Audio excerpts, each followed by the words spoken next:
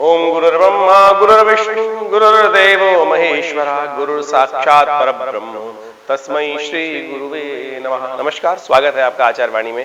मैं आचार्य विक्रमादित्य आपके साथ हूँ और आज का विषय हमारा है धनु राशि वालों के लिए अक्टूबर का पहला भाग क्या कुछ उनके जीवन में करने वाला है। देखिए, अक्टूबर के अंदर बहुत सारे ग्रहों के परिवर्तन के योग हैं। देखिए, आपकी राशि के अनुसार से यदि बात करें तो बृहस्पति आप प्रधान आपकी राशि है और विशेष तौर पर संबंध आपके कई ग्रहों से बड़े विचित्र प्रकार के हैं। केंद्र में आपके विशेष तौर पर बुध ग्रह जो है वो दो केंद्रों के स्वामी हैं और वही बुध ग्रह कन्या राशि में यानी अपने घर में आने वाले हैं इन दिसंबर के अक्टूबर के पहले भाग में। साथ साथ शुक्र ग्रह भी परिवर्तन की तरफ जा रहे हैं जो आपकी राशि के अनुसार से लाभ के स्वामी हैं। बुध जहां एक तरफ आपके विशेष तौर पर दाम्पत्य जीवन के, व्यापार के और साथ साथ सफलता के स्वामी हैं, वहीं एक तरह से देखें तो बुध जो है वो विशेष तौर पर आपके लाभ के स्वामी हैं, बुद्धि के स्वामी विशेष तौर पर आगे आने वाले समय में किस प्रकार से लाभ देने वाले हैं। वहीं मंगल ग्रह भी विचित्र प्रकार से आपकी राशि के अनुसार यदि बात करें तो जो आपकी बुद्धि के स्वामी हैं वो भी परिवर्तन की तरफ जाने वाले हैं। तो ऐसे में क्या कुछ आपके जीवन में होने के योग हैं। श्राद्ध भी इस दौरान चलते रहेंगे और श्राद्ध के दौरान कैसे आप अपने पितरों के निमित्त कृत्य करके कार्य कर आप समस्त प्रकार के कष्टों को दूर करने के योग बना सकते हैं। ये सारे रहस्य इस कार्यक्रम में हम आपको बताने वाले हैं। देखिए, इस बात को समझ लीजिए, श्रद्धा के द्वारा जो समर्पण किया जाता है वो वास्तविक तौर पे कल्याण का मार्ग प्रशस्त करता है भारतीय संस्कृति में। इसीलिए श्राद्ध के इन पर्वों में विशेष तौर पर अपने पितरों के निमित्त तर्पण, भोजन इत्यादि का दान इत्यादि, ब्राह्मण सेवा इत्यादि, गौ सेवा इत्यादि का कार्य करने का मार्ग प्रशस्त किया गया और ये बहुत अनुसंधान के बाद किया गया है। बहुत सारे लोग अनेक अनेक विडंबनाओं से अनेक अनेक प्रश्नों को उपस्थित कर आपके मन में भ्रांति उत्पन्न करने का प्रयास कर सकते हैं। समय समय पर कालांतर में बहुत सारे लोग इस प्रकार से आए और आज भी बहुत सारे लोगों ने इस प्रकार से भ्रांति उत्पन्न करने का कार्य कर सकता है। लेकिन एक बात को समझ लीजिए कि भारतीय संस्कृति परम वैज्ञानिक है और यहाँ कोई भी बात कपोल कल्पित कल्पनाओं पर नहीं, अनुभव के द्वारा प्रशस्त करने की स्थिति को उपस्थित किया गया है। आज बहुत सारे लोग अनेक संसार में होते हैं, नास्तिकवादी बहुत सारे लोग होते हैं और कई प्रकार से उन चीज़ों को समझने का प्रयास नहीं करते। लेकिन यदि आप ज्योतिष के एक पहलू को समझते हैं तो दूसरे भारतीय संस्कृति के दूसरे पहलुओं को ऊपर भी विश्वास करने की आवश्यकता है। चलिए सिलसिलेवार तरीके से आरंभ करते हैं कि कैसा रहेगा समय। 4 अक्टूबर को ग्रह गणना विशेष तौर पर दिखा रही है कि परिवर्तन का योग जो बना है उसमें आगे क्या आपके साथ होने के योग दिखाई देते हैं, वो आप समझ लीजिए। देखिए, षष्ठी तिथि बुधवार का अवसर 4 अक्टूबर को जो पड़ रही है, षष्ठी का श्राद्ध उस दिन किया जाएगा। तो उस दिन अपने जो पितृ इत्यादि हैं जिनका आगमन षष्ठी तिथि में किसी भी मास में हुआ है तो उनको विशेष कृष्ण पक्ष या शुक्ल पक्ष दोनों में से किसी का भी हुआ है तो उसमें मध्याह्न काल में उनके निमित्त तर्पण इत्यादि भोजन, ब्राह्मण भोजन करने की व्यवस्था कराएं। साथ साथ उस दिन गऊ के निमित्त ग्रास निकालें, श्वान के निमित्त, काक के निमित्त ये बलि इत्यादि, चींटी के निमित्त ये बलि अवश्य देने का प्रयास करना चाहिए। भिक्षुकों को भोजन कराने का प्रयास करना चाहिए या जो भी व्यवस्था हो सके अवश्य अपनी सामर्थ्य के अनुसार करने का आप प्रयास करें, ये बहुत जरूरी है। देखिए, ग्रह थोड़े से भारी चल रहे हैं आपके, तो आपको विशेष तौर पर उनको शक्ति संपन्न कराने के लिए कुछ कार्य कर लेना चाहिए। तो सबसे अच्छा ये है कि गौ सेवा करें, गौ के निमित्त पालक, सब्जी इत्यादि कुछ भी निकल सके, हरी जो चीज़ें हैं वो अवश्य दान करने का प्रयास करें। गौशाला में भी जाएं, गाय को खिला दें, वो आपके कष्टों को हरने का योग बनाएंगे। आगे बात कर लेते हैं 5 अक्टूबर की। 5 अक्टूबर को बृहस्पतिवार का अवसर, सप्तमी तिथि अश्विन मास के कृष्ण पक्ष की और ग्रह परिवर्तन की तरफ जा रहे हैं और परिवर्तन की सूचना आपके लिए शुभ है। और ये परिवर्तन विशेष तौर पे थोड़ा खर्चा तो बढ़ा सकती है लेकिन उस सब चीज़ों में आपको पूर्वाभास देगी। ऐसे में आपको सतर्क रहने का अवसर मिल सकता है। तो लेकिन खर्चे कंट्रोल करने का आपको बहुत ज़रूरी ध्यान रखते हुए करना है। बेकार के खर्चे आपके जेब में पड़ सकते हैं जिनका पहले से आपको पूर्वाभास होगा और आप चाहें और अच्छे से प्रयास करें तो इन बेकार के खर्चों पे लगाम लगा सकते हैं। नहीं तो थोड़ा सा परेशानी का योग बन सकता है। सप्तमी का श्राद्ध उस दिन किया जाएगा और साथ साथ सर्वार्थ सिद्धि योग उस दिन भी विद्यमान है। तो सुबह से लेकर करीब करीब रात्रि में 7:37 तक ये मुहूर्त विद्यमान रहेगा, तो इसका लाभ ले सकते हैं। मैं कई जगह आपको बताते हैं हम कि सर्वार्थ सिद्धि योग विद्यमान है। बहुत सारे लोगों के मन में भ्रांति उत्पन्न हो सकती है, श्राद्ध चल रहे हैं, मुहूर्त कैसे किया जाए। देखिए, श्राद्ध में मुहूर्त करने में कोई निषेध नहीं है, इस बात का ध्यान रखें। कई लोगों ने कपोल कल्पित बातों को सुनकर अपने मन में कुछ ऐसी विडंबनाएं उत्पन्न कर ली हैं जिसके कारण से मतिभ्रम उत्पन्न हो जाते हैं। आपके पिता, आपकी माता, आपके बड़े जो अग्रज हैं आपकी तरक्की से प्रसन्न होंगे ना। हमारे पूर्वज जो हैं, जो पितृ हैं, विशेष तौर पर वो ऐसे में मृत्युलोक में आते हैं कहा जाता है और कहा जाता है कि वो उनके निमित्त हमें तर्पण, दान, पुण्य इत्यादि करनी चाहिए, घर में प्रसन्नता रखनी चाहिए और ब्राह्मण भोजन इत्यादि करना चाहिए, सब कुछ सेवा करने का भाव करना चाहिए। इससे क्या होता है कि वहां भी सात्विकता का वातावरण अच्छा रहता है, भाव रहता है कि घर में सब ठीक ठाक सुख शांति है। लेकिन हमने क्या किया, उन सब चीजों को त्याग कर केवल दाढ़ी नहीं बनाना, केवल नए कपड़े नहीं खरीदना, गाड़ी नहीं खरीदना, इसमें बांध दिया। भोग विलास को मना करने के शास्त्र में प्रशस्त नहीं है कि भोग विलास ना करें, अन्य जो गलत काम हो सकते हैं, नास्तिकतावादी काम है, वो निषेध करने की बात की गई है। तो आपकी उन्नति से आपके जो पितृ हैं, आपके पूर्वज हैं, वो प्रसन्न ही होंगे। तो इस बात का ध्यान रखते हुए कार्य करें। इस पर कभी अच्छे से और बढ़िया से बात करने का प्रयास करेंगे, लेकिन हमने सूत्र रूप में आपको वो समझाने का प्रयास किया है, तो उसको समझ सकते हैं आप। 6 अक्टूबर को शुक्रवार का अवसर है। उस दिन सप्तमी और अष्टमी तिथि विद्यमान है। सप्तमी उद्या रहेगी, लेकिन केवल आधी घड़ी के लिए विद्यमान रहेगी। उसके बाद अष्टमी का आगमन हो जाएगा, तो अष्टमी का श्राद्ध करने का शुभ तिथि दिखाई देती है। इस दिन विशेष तौर पर समझे कि महालक्ष्मी के व्रत समाप्त हो रहे हैं। जो पिछले करीब करीब 16 दिन से चल रहे थे व्रत, वो समाप्त होंगे।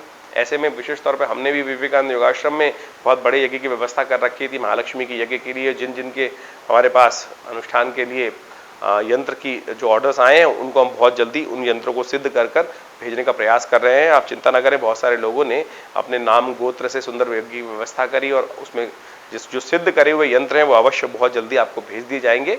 आप नित्यपति श्री सूक्त का पाठ करते हुए उनका पूजन अवश्य कीजिएगा। 1 साल के लिए यंत्र सिद्ध करके भेजा जा रहा है, आप कोशिश ये करें इनका पूजन करके अपने घर में सिद्ध करके रखें। ये विशेष तौर पर 16 दिन बड़े चमत्कारी होते हैं।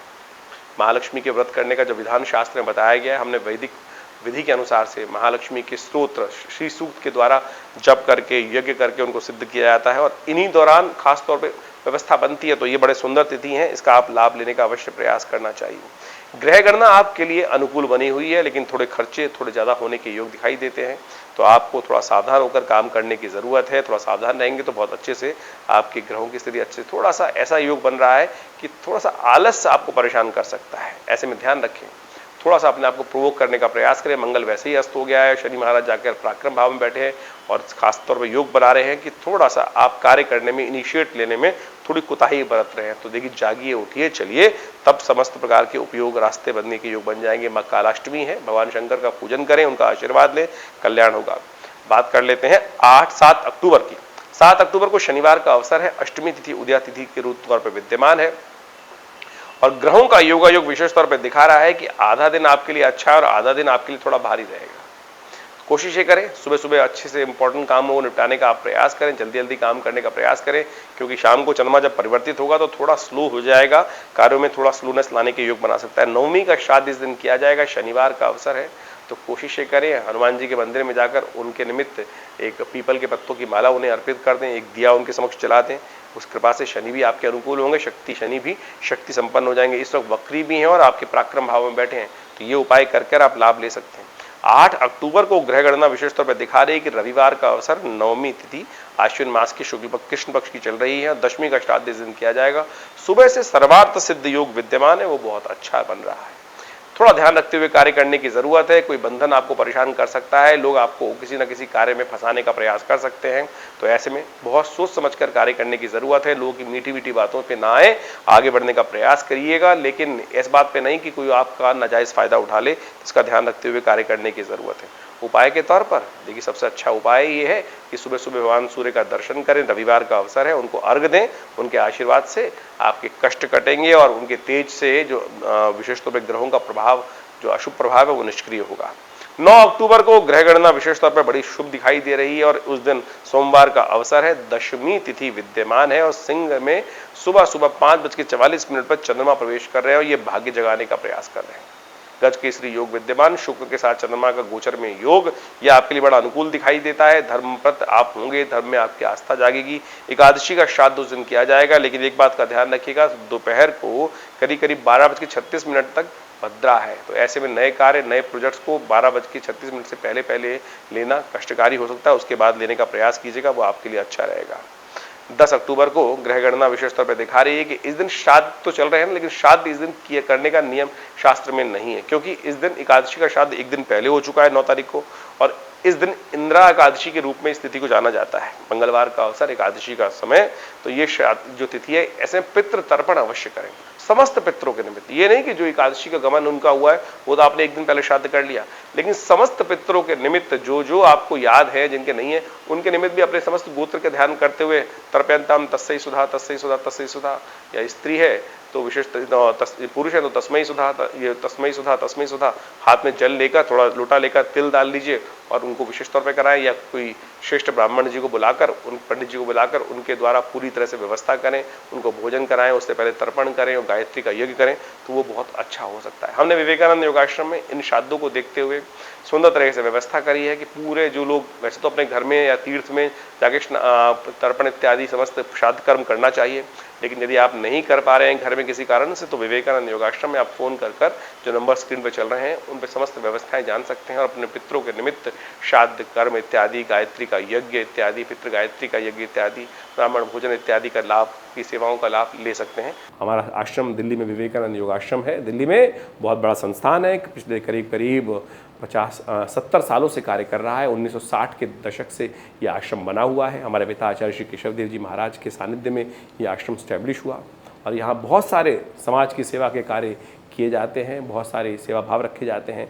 बहुत बड़ी गौशाला है आश्रम के अंतर्गत, बहुत भंडारे चलते हैं, रविवार को बहुत विशाल भंडारा होता है, मंगलवार के दिन सुंदरकांड का सुंदर पाठ होता है, नित्यपति हर रोज़ करीब 8 घंटे यज्ञ रहता है आश्रम पर। आप भी हर रविवार को उस यज्ञ में भाग ले सकते हैं। इसके अलावा माँ भगवती की दिव्य प्रतिमा है जो 1947 में मुल्तान से हमारे आश्रम पे पधारी, वो प्रतिष्ठित हैं। बहुत चमत्कारी 400 साल पुरानी प्रतिमा है, भगवती की चमत्कारी प्रतिमा है और उनका दर्शन कर लेने मात्र से समस्त कष्ट दूर होते हैं। और दिल्ली में ये विवेकानंद हॉस्पिटल योगाश्रम 100 बेड का योग प्राकृतिक चिकित्सा का हॉस्पिटल है जो कार्य क्षेत्र में है। भारत सरकार के साथ मिलकर कार्य करते हैं हम लोग और बहुत सारे शोध कार्य करीब 100 पुस्तक के आश्रम की तरफ से प्रकाशित हैं जो भारतीय पराविद्याओं पर है। तो ये बहुत सारे कार्य हैं, हम समय समय पर करते रहते हैं। आप भी विवेकानंद योगाश्रम से जुड़े, समस्त जानकारी के लिए नीचे फ़ोन नंबर दिए हुए हैं, उनसे संपर्क साध सकते हैं। धन्यवाद, नमस्कार।